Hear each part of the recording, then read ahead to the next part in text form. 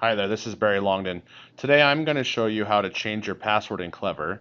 Before we do that though, I just want to make a note that when you are doing so, it is a very good idea and best practice to use a different password for Clever than you do for your other applications, say like for example Skyward and Office 365. That will help protect your data in situations where maybe your password is compromised, so I recommend doing that. All right, so with that out of the way, we can get started now. So the first thing you'll have to do is go to Clever. So you can get there one of two different ways. You can go to either the blue Clever icon in the very top right-hand corner of the Chrome browser, Google Chrome, or you can type in the URL clever.com slash in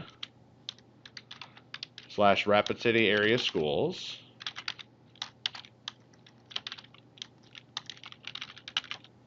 You'll notice that mine's auto-populating. There we go. Go to that site. That takes you here.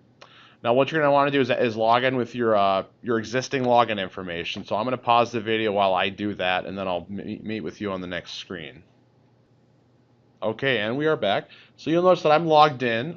You might have a different screen than I do because I'm a district admin, so you probably don't see some of the same things that I will, but you'll have the same kind of dashboard that I do.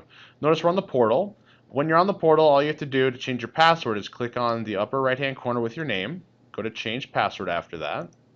It will bring up this next screen, which will show some individual information about you.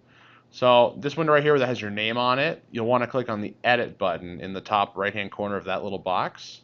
It'll bring up this pop-up window. Once you've done that, then you're going to click on change password down here in the bottom right hand corner.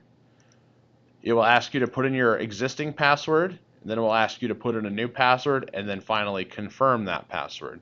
Once you've done all of that, you can click update, and it will update your password.